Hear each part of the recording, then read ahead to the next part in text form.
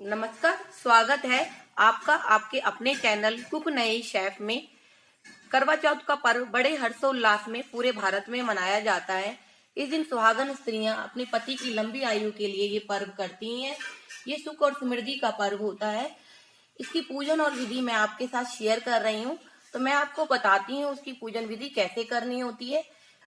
सबसे पहले एक चौकी ले लेनी है, उसके ऊपर मैंने गंगा जल के छींटे मार दिए हैं, उसको शुद्ध कर दिया है और उसके ऊपर एक साफ कपड़ा बिछा दिया है। और फिर मैंने करवा चौथ माँ का ये जो कैलेंडर है वो मैंने रख दिया है, उसके ऊपर एक माला पहना दी है। और मैंने एक करवा लिया है, करवा के नीचे मैंने गेहूं के दाने बिछा दिए हैं। करवे के अंदर मैंने जल भर दिया है, उसमें मैंने थोड़ी रोली चावल और 1 रुपया डाल दिया है। और करवे के ढक्कन में 5 बतासे रख दिए हैं। और इसकी जो टूटी है उसके ऊपर आप दुर्वा लगा सकते हो, दुर्वा ना हो तो आप कॉटन लगा सकते हो, जिससे हमारा जल जो है रिसेगा नहीं। और 1 लोटा मैंने सूरज को अर्घ्य देने के लिए ले लिया है, ये तांबे का लोटा मैंने ले लिया है। उसके ऊपर मैंने एक ढक्कन लगा दिया है, उसके ऊपर कुछ गेहूं के दाने रख दिए हैं और उसके ऊपर मैंने एक दीपक जला दिया है।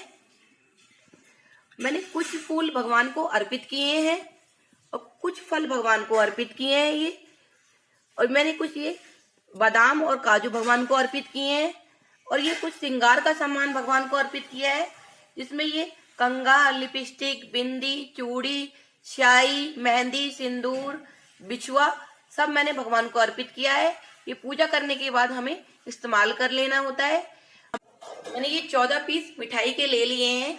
ये कहानी सुनने के बाद हमें, और मैंने पैसे रख दिए हैं, ये कहानी सुनने के बाद हमें सास को मिंस के देने होते हैं। और करवे पे हमें ये 13 बिंदे टिक्की लगा देनी होती है। और कहानी सुनते समय हमें इसमें कुछ दाने गेहूं के, 13 दाने गेहूं के लेने होते हैं।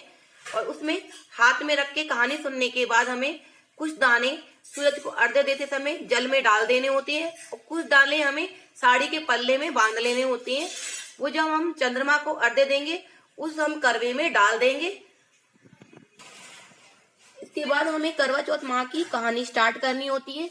करवा चौथ माँ को हमें टिक्के लगाने होते हैं और अपने माथे पे भी टिक्के लगाने होते हैं।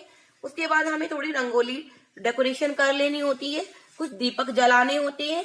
ये आपकी अपनी इच्छा पे निर्भर है, आप डेकोरेशन कर भी सकते हो और छोड़ भी सकते हो।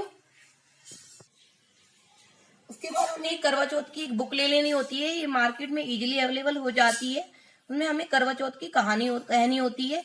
करवा चौथ की कहानी हमारे कैलेंडर में भी दी हुई होती है, पर ये छोटे अक्षरों में होती है, तो हम इस किताब से पढ़ लेते हैं। पहले हमें करवा चौथ की कहानी पढ़ लेनी होती है। उसके बाद हमें ये विनायक जी की कथा पढ़ लेनी होती है, मतलब गणेश जी की कथा पढ़ लेनी होती है। कहानी पढ़ने के बाद ये जो हमने ये लोटा तांबे का भरा है सूरज को देने के लिए, वो लोटा हमें सूरज को अर्घ्य दे देना होता है।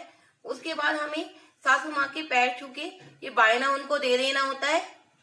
जो वर्किंग वुमेन है, जो रात को ही कथा कह पाती हैं, तो वो सूरज वाला ये जो लोटा हमने भरा है वो ना लें, वो एक करवाई ले लें और चंद्रमा को अर्घ्य दे दें।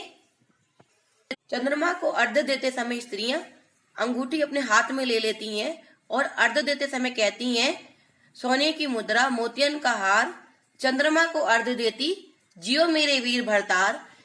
ऐसा ही दोहा हमें सूरज को अर्घ्य देते समय भी कहा जाता है। तो इस तरह से आपकी पूजा संपन्न होती है। कुछ जगह पे कहानी कहने के बाद जल, चाय या दूध ले लिया जाता है और कुछ जगह पे स्त्रियां नहीं लेती हैं। तो आपके यहाँ जैसा प्रचलन है आप वैसा कर सकते हैं। तो मैं आशा करती हूँ ये करवा चौथ का पर्व आपके जीवन में हर्ष उल्लास और सुख शांति लेके आए। नमस्कार और धन्यवाद।